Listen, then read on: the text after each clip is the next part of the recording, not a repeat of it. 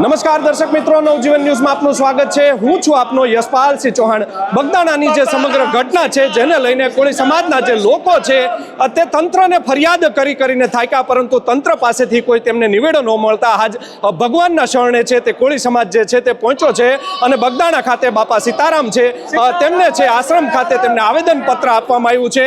આપણે સીધા જ જે લોકો છે કોળી સમાજના લોકો છે તેની સાથે વાત કરીશું। ચિરાગ ઝાલા છે આપણી સાથે જોડાયા છે। ચિરાગભાઈ, તંત્ર પાસેથી તમને કોઈ ન્યાય ન મળ્યો, આજે આશ્ચર્યજનક કાર્યક્રમ કરવામાં આવ્યો છે, શું કહેશો? ચિરાગભાઈ, તંત્ર પાસેથી તમને કોઈ ન્યાય નથી મળ્યો કે શું, કે હવે ભગવાનના શરણે તમારે આવવું પડ્યું છે, શું કહેશો? અમે બજરંગદાસ બાપા પાસે પ્રાર્થના કરવા આવ્યા છીએ અને લેખિત પણ પ્રાર્થના કરીએ અને કદાચ અમારી પ્રાર્થના તે સાંભળે તંત્ર દ્વારા તો આજે ન્યાય નથી મળતો। એવડો શ્રદ્ધાળુ આ કોળી સમાજ જે બજરંગદાસ બાપાના ધામમાં અનંત સેવા કરે છે, તો બજરંગદાસ બાપાને અમે પ્રાર્થના કરીએ કે અમારા નવનીતભાઈને વહેલામાં વહેલી તકે સ્વસ્થ કરે અને તેને ન્યાય મળે અને જે આરોપી બરાબર ખુલ્લે આમ ફરે છે તેને પણ સજા અપાવે તેવી અમે બજરંગદાસ બાપાને પ્રાર્થના કરવા આવ્યા છીએ। અચ્છા ચિરાગભાઈ, સરકારે સ્પેશિયલ ઇન્વેસ્ટિગેશન ટીમ SITની નિમણૂક કરી છે, શા માટે આજે ભગવાનના દ્વારે આવ્યો છો, તેમને આવેદનપત્ર આપને આપવું પડ્યું? જ્યારે ન્યાય ના મળે, કોઈને દુઃખ હોય તો આજે આખા કોળી સમાજને દુઃખની લાગણી છે, તો અમે બજરંગદાસ બાપા પાસે અમારું દુઃખ દૂર કરવા માટે અમે આવ્યા છીએ અને જ્યારે SITની રચના કરી છે તો અમે અમારા જે રાજકીય આગેવાનો છે તેના ઉપર અમને વિશ્વાસ છે। અમે રાહ જોઈએ છીએ કે વહેલામાં વહેલી તકે ગૌતમભાઈ પરમારને અમે વિનંતી કરીએ છીએ કે પોતાની ટીમને કામે લગાડે અને વહેલામાં વહેલી તકે જ્યાં શંકા છે તેનું સમાધાન થાય અને મુખ્ય આરોપીની ધરપકડ કરવામાં આવે। અત્યારે એવું પણ જાણવા મળ્યું છે કે કોર્ટમાં SITની ટીમે ફર્ધર રિમાન્ડની માંગ કરી છે, તેવા સમાચાર મળી રહ્યા, શું કહેશો? બહુ સારી વાત કહેવાય।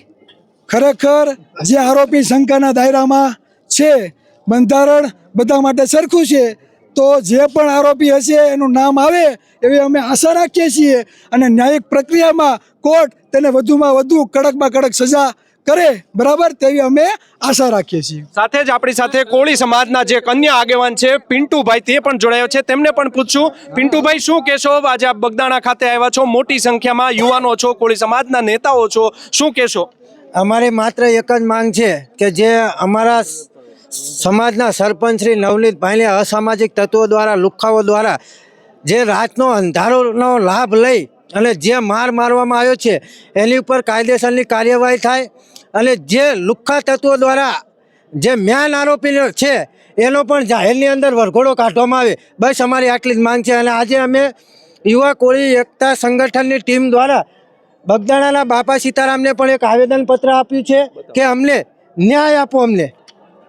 અમે સરકાર ઉપર હવે અમને ભરોસો નથી રહ્યો અને સમસ્ત કોળી સમાજ આ બગદાણાની અંદર ખૂબ જ મહેનત કરે છે, ખૂબ જ સેવા કરે છે અને છેલ્લે કોળી સમાજને જ માર ખાવાનો વારો આવે છે અને આજે સમસ્ત ગુજરાતના કોળી ઠાકોર સમાજ ન્યાય માટે એકતા થયા છે અને અમારા માટે એ ગર્વની વાત છે કે પ્રથમ વખત પક્ષપાત ભૂલી અને સમાજના તમામ નેતાઓ નવનીતભાઈને ન્યાય અપાવવા માટે એક મંચ ઉપર આવ્યા છે। જય જય કોળી સમાજ। પિન્ટુભાઈ, આ સમગ્ર જ્યારે વિવાદ ચાલુ રહ્યો છે, આજે 11મો દિવસ થયો છે, પરંતુ બગદાણા ધામના જે ટ્રસ્ટીઓ છે તેઓ હજી કોઈ સપોર્ટમાં નથી આવે કે તેમનું કોઈ નિવેદન સામે નથી આવ્યું? એમાં કોઈ ધીરુભાઈ કરીને ટ્રસ્ટીમાં એમને ધીરુભાઈ નામનો એક ટ્રસ્ટી સાથે વાત કરી હતી અમારા એક વ્યક્તિએ, તો એને એવું કીધું હતું ધીરુભાઈએ કે આ જે ઘટના ઘટી છે એની અંદર બગદાણાના ટ્રસ્ટીઓને કોઈ લેવા દેવા નથી। તો ખરેખર શું કોળી સમાજ ખાલી મહેનત કરવા રહ્યો છે, ખાલી સેવા કરવા રહ્યો છે? ખરેખર ટ્રસ્ટીઓને પણ અત્યારે ખુલીને મેદાનમાં આવવું જોઈએ નવનીતભાઈને ન્યાય અપાવવા માટે, પણ ક્યાંક ને ક્યાંક બગદાણા ધામના ટ્રસ્ટીઓ જ્યારે કોળી સમાજનો માત્ર ને માત્ર સેવા માટે ઉપયોગ કરતા હોય ને એવું લાગી રહ્યું છે। આજે સમસ્ત ટ્રસ્ટીઓ, તમામ ટ્રસ્ટીઓ આ ઘટના બાબતે એક પણ નિવેદન આપવા તૈયાર નથી, પરંતુ અમે આજે સમસ્ત કોળી અને ઠાકોર સમાજ આજે આ બગદાણા બાપાના સ્વાગત ખાઈને કહીએ છીએ કે જ્યાં સુધી કોળી સમાજના યુવાન નવનીતભાઈને ન્યાય નહીં મળે ને ત્યાં સુધી સમસ્ત કોળી અને ઠાકોર સમાજ હંમેશા માટે મેદાનમાં હશે. જય જય કોળી સમાજ. આપણી સાથે જે અન્ય એક છે કિશનભાઈ મેર છે, તે ભાવનગરના યુવા આગેવાન છે, તેઓ જોડાયા છે. તમે શું કહેશો કિશનભાઈ, આજે આવેદન પત્ર દેવા શા માટે તમારે ભગવાનનો આજે અહીંયા બગદાણાનો સહારો લેવો? ચોક્કસપણે ઘટનાને 10 દિવસ જેટલો સમય જેટલા સરકારમાં અમે રજૂઆત કર્યા અને ઘટનાને 10 દિવસ જેટલો સમય વીતી ગયો હોય તેમ છતાં પણ 10 દિવસ વીત્યા પછી પણ જો સરકાર દ્વારા કોઈ નક્કર કામગીરી કરવામાં ન આવી રહી હોય ત્યારે માત્ર કોળી સમાજનું નહીં પણ સમગ્ર ગુજરાતના લોકોનું આસ્થાનું કેન્દ્ર એટલે બજરંગદાસ બાપા છે અને અહીંની સેવા વર્ષોથી કોળી સમાજના લોકો કરતા આવ્યા છે. આ જગ્યા પણ કોળી સમાજના લોકોએ જ્યારે દાનમાં આપી હોય ત્યારે આ કોળી સમાજને બજરંગદાસ બાપાને વિનંતી છે કે અમને ન્યાય અપાવે અને બજરંગદાસ બાપાના જે મંદિરના ટ્રસ્ટીઓ છે તેઓને પણ અમારી વિનંતી છે કે આ અનુસંધાને યોગ્ય રજૂઆત સરકારમાં કરે. સરકાર અમારું સાંભળતી નથી ત્યારે અમારે બજરંગદાસ બાપાના ચરણોમાં આવવું પડ્યું છે અને બાપાને લેખિતમાં રજૂઆત કરી હોય તેઓ સૌપ્રથમ વાર દાખલો ગુજરાતમાં બનશે અને અમારું આસ્થાનું કેન્દ્ર છે એટલે અમને લાગણી છે કે બાપા કદાચ હાજર હશે અને એસઆઈટીની ટીમને અને સરકારને સદબુદ્ધિ આપે અને માયાભાઈને પણ સદબુદ્ધિ આપે તેવી અમારી બાપાને રજૂઆત અને વિનંતી અને અમારી આસ્થાથી અમે તેમને પ્રાર્થના કરી છે. અચ્છા કિશનભાઈ, આ કેસને લઈને પહેલેથી તમે આ કેસ સાથે જોડાયા છો, તમે નજર રાખી રહ્યા છો.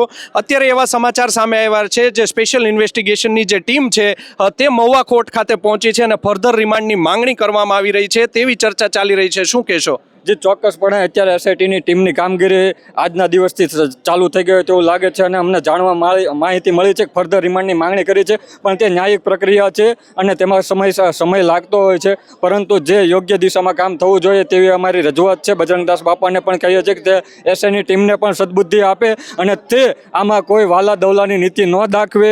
રૂપિયાવાળો હોય કે ગરીબ હોય તમામ લોકો માટે કાયદો એક સમાન છે તેવું આ સરકાર પ્રસ્થાપિત કરે અને વિનંતી છે આ સરકારને પણ કે આ દિશામાં યોગ્ય દિશામાં તપાસ થાય અને તાત્કાલિક આ નવનીતભાઈને ન્યાય મળે તેવી અમે બાપાને પણ રજૂઆત કરી છે અને 4-5 દિવસ પહેલાં સરકારના મુખ્યમંત્રીને મળીને પણ રજૂઆત કરી છે અને જિલ્લામાં અને તાલુકામાં 100થી વધારે આવેદનો પણ અપાણા છે પણ સરકાર અત્યારે હાલ ઊંઘી રહી હોય તેવું દેખાઈ રહ્યું છે. આગામી દિવસોમાં જે માંગ છે તે સ્વીકારવામાં નહીં આવે તો કોળી સમાજ છે તેની શું સ્ટ્રેટેજી રહેશે? જે ચોક્કસપણે એ માટે કમિટી બનાવવાનું અત્યારે વિચારણા ચાલુ રહી છે અને દરેક જિલ્લામાંથી કમિટી મેમ્બરો લઈ સમગ્ર ગુજરાતમાંથી એક સાથે કોળી સમાજના લોકો અહીં બગદાણા ધામ ખાતે ભેગા કરવાની અમારી સંપૂર્ણ તૈયારી છે અને ચોક્કસપણે અમે મહાઆંદોલન કરવાની તૈયારીની રૂપરેખા બનાવી રહ્યા છીએ. સાથે જ અન્ય પણ એક જે વ્યક્તિ છે તે આપણી સાથે જોડાયા છે, તેમને પણ પૂછીશું. લોકો છે તે મોટી સંખ્યામાં ઓફિસ તરફ જઈ રહ્યા છે. મારા કેમેરામેન તમને એ બાજુના દ્રશ્યો બતાવશે, તેના દ્રશ્યો પણ આપણે જોશું. શું ઓફિસમાં જે લોકો છે તે જઈ રહ્યા છે, ઓફિસમાં શું રજૂઆત છે તે કરવામાં આવશે, તેના પણ સીધા દ્રશ્યો છે તે અમે તમને બતાવશું.